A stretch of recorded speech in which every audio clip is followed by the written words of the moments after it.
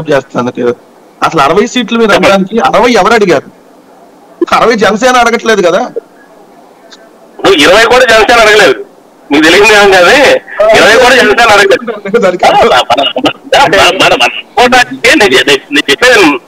నేను చెప్పేది ఏంటంటే 60 వాళ్ళు ఇస్తున్నారని చెప్పి నేను ఒప్పుకోలేదు, లేకపోతే వీళ్ళు అడిగారనే ఒప్పుకోవట్లేదు.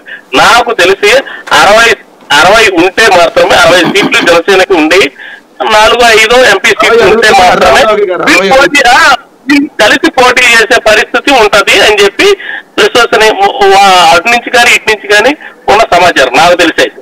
పబ్లిక్ లో ఉన్న ఇది కూడా ఇలాగే ఉంది, పబ్లిక్ టాక్ కూడా ఇలాగే ఉంది. ఖచ్చితంగా 60 సీట్లు జనసేనకి వాళ్ళు ఇచ్చే పరిస్థితి ఉంటేనే వీళ్ళు కలిసి పోటీ చేస్తారు, లేకపోతే వీళ్ళు విడిపోయి బీజేపీ జనసేన పోటీ చేసే పరిస్థితి ఉంది. బీజేపీ జనసేన పోటీ చేసినా నాకు తెలిసి జనసేనకి కొత్తగా వచ్చిన లేకపోతే ఇంతకుముందు ఉన్న నాయకుల ప్రకారం ఎన్నైనా రానివ్వండి, ఎందుకంటే మూడో ప్రత్యామ్నాయంగా నిలబడతారు కాబట్టి ఈ ఎన్నికల్లో నాకు తెలిసి ఏదో ఒక పార్టీ ఇప్పుడు మూడో ప్రత్యామ్నాయంగా జనసేన బీజేపీ కలిసి పోటీ చేస్తే ఖచ్చితంగా అధికారం జగన్మోహన్ రెడ్డి గారి వశం అయిపోతుంది. ఆ టైంలో మరి చంద్రబాబు నాయుడు గారి పరిస్థితి ఇప్పటికే ఏజ్ అయిపోయింది, పరిస్థితి దారుణంగా ఉంది. ఆయన కూడా ముందుకు ఒంటరిగా ముందుకెళ్లే పరిస్థితి లేదు.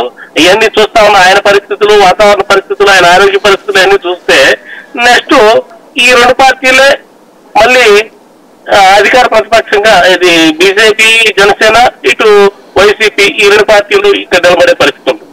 లేదు టీడీపీ గెలిచిందనుకోండి, తర్వాత జరిగేది ఎంత అనేది మీకు మాకు అందరికీ తెలిసిందే. కాబట్టి పరిస్థితి రెండో ప్రత్యామ్నాయం అనేది ఇక్కడ జనసేన బీజేపీ ఉండే పరిస్థితి ఉంటుందని చెప్పి అనుకుంటా ఉంటారు. కాబట్టి ఎటున్నా కూడా జనసేనకి బీజేపీకి అయితే నష్టం లేదు. అందుకనే బీజేపీ ఎటు మొక్కకుండా వాళ్ళు సంయమనం పాటిస్తున్నారని చెప్పి మనం అనుకోవచ్చు. కానీ ఈ టీడీపీ కనుక ఈ విషయంలో వీళ్ళలో ఇప్పుడు కనుక ఒక అడుగు ముందుకేసి వీళ్ళని కనుక దగ్గర దారిలో తీసుకుని వచ్చి కనీసం జనసేన బీజేపీని ముందుకు పెట్టలేకపోయినా జనసేనతో కనుక కరెక్ట్ గా పొత్తు పెట్టుకోలేకపోతే టీడీపీకి మనుగడ ఉండే అవకాశం అయితే లేదు అని చెప్పి అందరూ అనుకుంటా ఉంటారు. అది వాస్తవం కూడా, ఎందుకంటే చంద్రబాబు నాయుడు మీద నమ్మకం లేదు, చంద్రబాబు నాయుడు ఎవరు నమ్మటం లేదు, అది కనిపిస్తూనే ఉంది.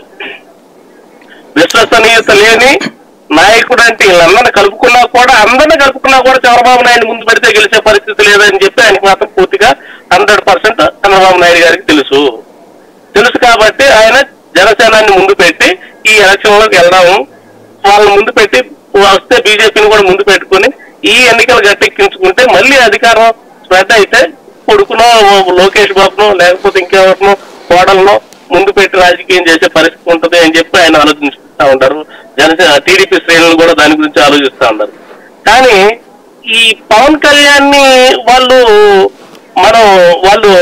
సర్ది చెప్పుకుంటున్నాం అని చెప్పి అనుకుంటున్నారు. కానీ నాకు తెలిసి ఈ మెలికలన్నీ హరిరామ్ జోగి గారు చెప్పనేయండి, మిగిలిన జనసేనకు చెప్పనివ్వండి, ఇవన్నీ కూడా పవన్ కళ్యాణ్ గారి దగ్గర నుంచే ఇట్లా వస్తున్నాయి. వాళ్ళు టీడీపీ ఏదైతే నాటకం ఆడుతుందో అదే డ్రామా జనసేన నుంచి ఆడుతున్నారని చెప్పి మనం కూడా అనుకోవచ్చు. 100% అట్లాగే కనిపిస్తుంది మనం చూడటానికి. ఖచ్చితంగా పవన్ కళ్యాణ్ గారు కూడా అదే స్ట్రాటజీ ఉపయోగిస్తా ఉన్నారు. టీడీపీకి అవకాశం లేదు, వీళ్ళతో కలిసి వెళ్లే పరిస్థితి కాకుండా సొంతంగా వెళ్లే అవకాశం అయితే టీడీపీకి లేదు. ఖచ్చితంగా వాళ్ళు ఎన్ని అడిగితే అన్ని సీట్లు ఇవ్వాల్సిందే. లేదు అంటే టీడీపీ పరిస్థితి దారుణంగా ఉంది. కాబట్టి ఇట్లాంటి అవకాశాన్ని వాళ్ళు వదులుకునే అవకాశం అయితే నాకు తెలిసి కనిపించడం లేదు. ఇక ముందాక వెంకటరెడ్డి గారు చెప్పారు కాపులు అటు ఉండొచ్చు ఇటు ఉండొచ్చు అంటే, కాపులు గెలిపించుకోలేకపోవడం వల్లే కదా పవన్ కళ్యాణ్ అక్కడ ఉంది. పవన్ కళ్యాణ్ గారి చిరంజీవి కాపులు ఎప్పుడు ఒక పార్టీ వైపు ఉండే పరిస్థితి కాదు, వాళ్ళకి యూనిటీ లేదు. 100% వాళ్ళు సొంతంగా ఒక నాయకుడిని గెలిపించుకొని అధికారంగా ప్రత్యామ్నాయ అధికారం సాధించాలనే ఉద్దేశంతో కాపులు ఉన్నట్టు కూడా నాకు అనిపించలేదు. కాకపోతే ఏంటంటే ఈ కూటమిలో ఏ అయితే సీట్లు వస్తాయో పవన్ కళ్యాణ్ ని బలపరిచి వాళ్ళు ఏదన్నా మళ్ళీ ఇంతకు ముందు ఉన్నాయి. ఇందాక రవికుమార్ గారు చెప్పినట్టు డిప్యూటీ సీఎం దాకా మేము కాపులు చేసి ఉన్నాము. కాబట్టి ఇంకా దాని గురించి కాపులకి ఇంకంతకన్నా వచ్చేది ఏముంటది, రాజ్యాధికారం సీఎం చైర్ అయితేనే కాపులు చేసే పరిస్థితి ఉంది అంటున్నారు. నాకు తెలిసి కూడా హరిరామ్ జోగి కానీ ఇతర కాపు గ్రూపులు కానివ్వండి, ఇతర కాపు సంఘాలు కానివ్వండి, నాకు తెలిసి వాళ్ళంతా కూడా ఈ అవకాశం జారవిడిస్తే మళ్ళీ వచ్చే పరిస్థితి లేదు.